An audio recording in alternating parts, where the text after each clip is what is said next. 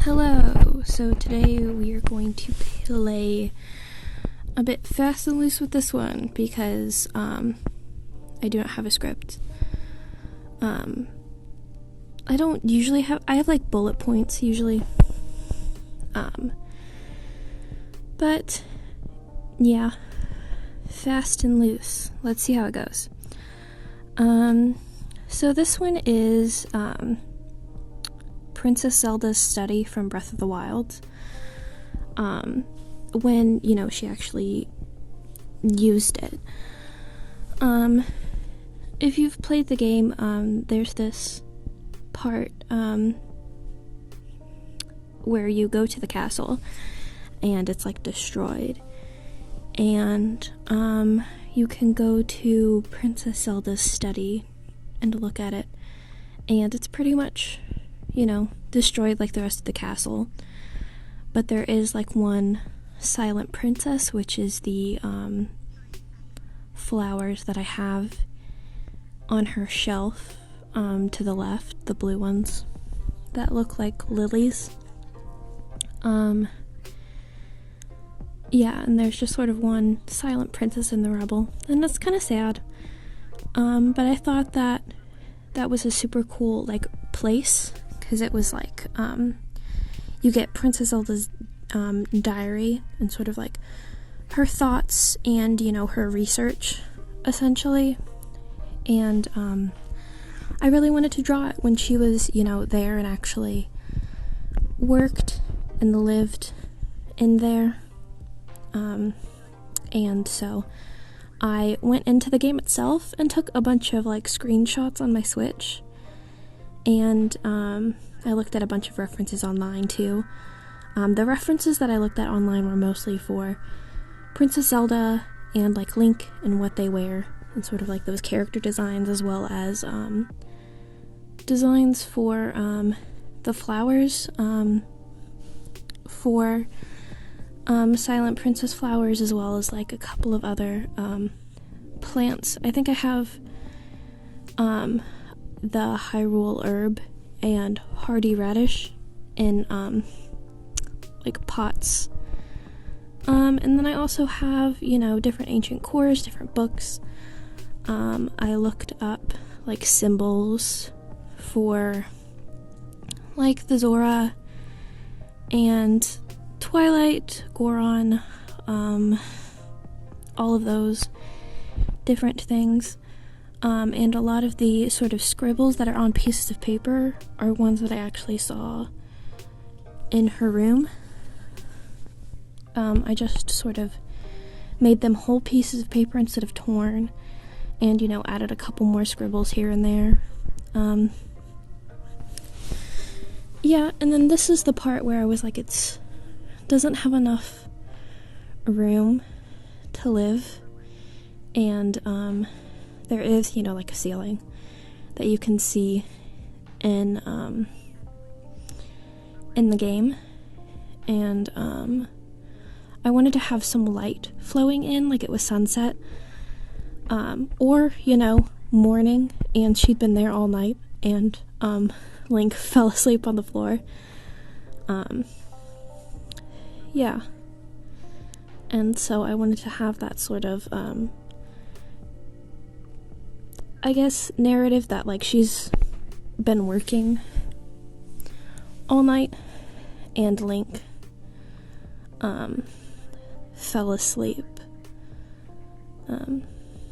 and I just thought that it was, like, a nice calm scene versus, the destruction of it that you see at first. And that's pretty much it for the Zelda content. Going into the actual technicality of the drawing, I separate the sketch into the basic rough sketch is red, the perspective is green, and the people are blue. And so that really helps sort of build the sketch out and do all of the things that I want to do, especially since there's so much stuff happening in here. Yeah, with all of the books, and I haven't ever really drawn a room that had the angles that this one does, since this is like a tower, and it has like the flat wall and then the two diagonal walls going in.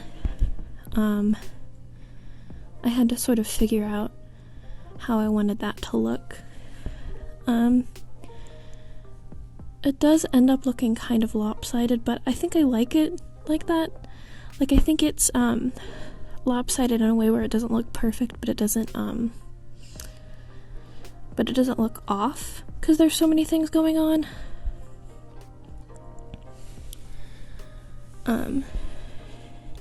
Yeah, and there's a lot of points when I get lost in the sauce, and sort of get lost in all of these little details, which is one of my favorite things to do. Yeah, and so I basically, do like 20 different goes at the sketch, and then finally get to the line art.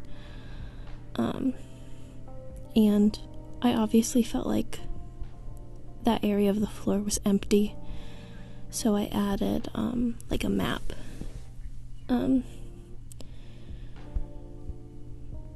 Yeah, this was actually my first Zelda game that I played. I was never really I never really played video games growing up, except a few times with my brother, but he was the one that played video games a bunch. But then I got a Switch in 2020, and I bought a lot of different games, and Breath of the Wild was one of them. I saw my brother play it a few years ago, and I really wanted to play it. And yeah, I loved it. I was in love with all of the different places that you could go to, and characters that you would meet. Obviously there are people that are more eloquent and informed about Zelda that could say and have already said a lot of wonderful things about this game. But yeah, I do want to do, because this is just Princess Zelda's study, there's also Princess Zelda's room that you can also go in and explore and, find some cool stuff. I do think it would be fun to also draw Princess Zelda's room, going into, all of the different rooms that, I've drawn, and sort of doing it in, that Princess Zelda, the same style that I did this one in, and then maybe having Mifa and Urbosa, maybe they're having a sleepover. Yeah, that could be a fun drawing. Yeah, I do want to draw more Zelda stuff. I would probably draw more when the second game comes out. Currently it's February 12th, 2022, and the second game hasn't come out yet. And I can't wait for it. I'm so excited. Yeah, I'll probably draw a lot more when that does come out. One thing that I have done in my sketchbook, though, is do some gouache paintings of the scenery. I did one of the fairy fountain, and I've done one of the desert, sort of looking at the city from a distance. The same thing with Zora's Domain. A couple of those. And I did this after I did all of the Margaret drawings. So I really had that whole specific color palette that I was doing for that, and I had all of that ambient lighting that I was doing in that in mind. And so I used that similar color palette for this, but I added, a lot more colors, because there were a lot more things going on.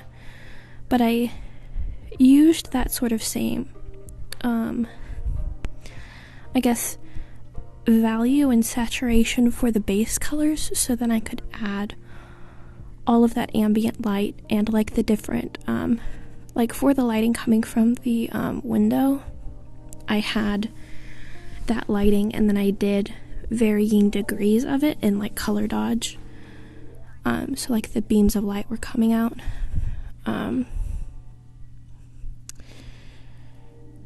Yeah, and that took a very long time. This part, in particular, took a very long time. The, like all of the bricks and, like the grid system on the floor, I didn't really, like, use, but, like, it helped with, like, the wood planks. And then for the bricks, of course I had to, by hand, go in and sort of round all of them, instead of doing like a sheet of them and then just erasing where they didn't apply, because that's how that works. And then I know that like for actual brick, like the window would be different, and it would have like a frame and stuff where that goes. But it looks fine the way that it looks. Yeah, and then after I do all of the line art, I sort of go in and do the darkest parts, and fill those in with color. So I don't have, one thing about like doing drawing with this much detail that I've learned is that you have to really, like, pick your battles where like value occurs. So then you have all of this stuff there, and then you're like, okay, what do I want to focus on, and what do I want to take out, and what do I want to just barely show, and then just sort of go down that list. And so then that's where like blacking out and rounding out a lot of these places comes in, and then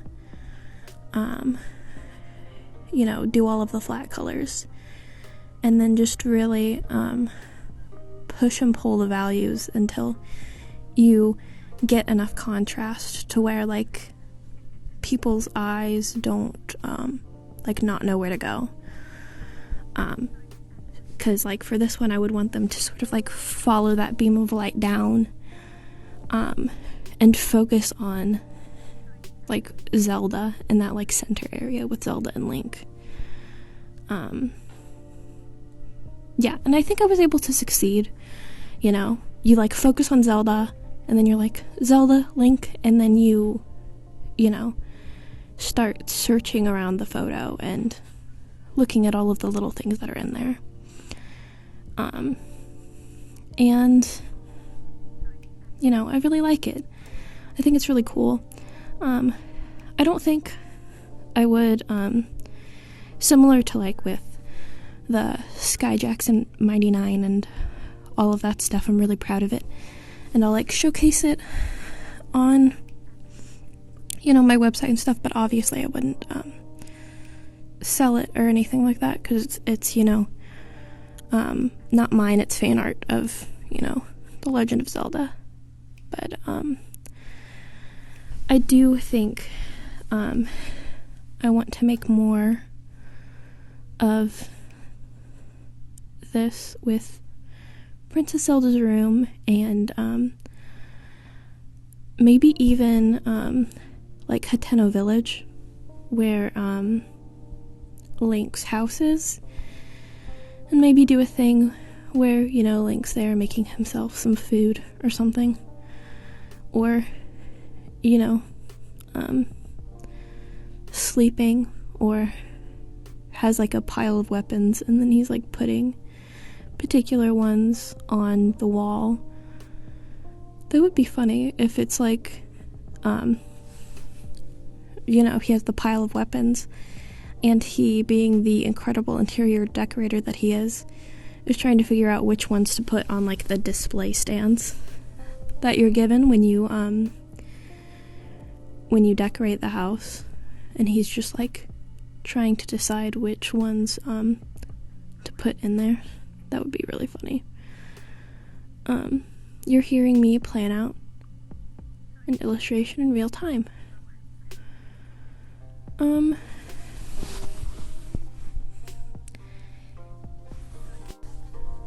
Okay, so I just took a little bit of a break because one thing that I've learned about doing these is that I have like a mini microphone that like I attach to my phone, and then I record on my phone and then I upload it onto the thing. Right, and so then obviously the best way to, since I'm, you know, working with a just a $10 mini mic, I sort of just curl up under my duvet cover, or my comforter on my bed, and so sometimes I have to take a break to like breathe, and then I come back. So basically during this part, I realized that I have so many things to color and that I might forget one of them, that I basically just turn off, since this is Procreate, I just turn off the background, and then that leaves the blank spots like black, so then I can spot them easier than if they were white. I don't know why I could spot them easier, but yeah, that's what I did. And then doing the lighting, I just made sure that like the ladder was in front, and then once I knew where the lighting was, I knew where and then this is where I realized I forgot to finish coloring Link, and then I just sort of flicker that on and off, and then I just work on Link for a little bit, even though like you pretty much like really can't see it from here, which is how lost in the sauce I get sometimes. And yeah, once I had the lighting down and I knew where the lighting was coming from, I knew where the like darkest parts of the illustration would be, and so then I just work on like here's where the shadows would be, and then inside that I'm like, here's where even darker shadows would be, and then inside that I'm like, here's where even darker shadows would be. And then that's sort of where that comes in. For the shading on this one, I used the jagged brush, I believe, and did some pretty gentle shading with it because it's a very like opacity. The opacity is like very what's the word? Like with the pressure of your pen, the opacity is very dependent on the pressure of your pen. So it's very good for like soft shading and like blending and stuff like that, but then it also has a nice texture. So I really like using that brush. And yeah, that's pretty much this illustration. Like I said before, I'm really excited for the next game, and I will probably draw a lot of stuff from that when it comes out. And yeah, I hope you enjoyed this drawing and this process. If you have any questions, let me know. And I hope you have a wonderful day, a wonderful week, wonderful month, whatever. And goodbye.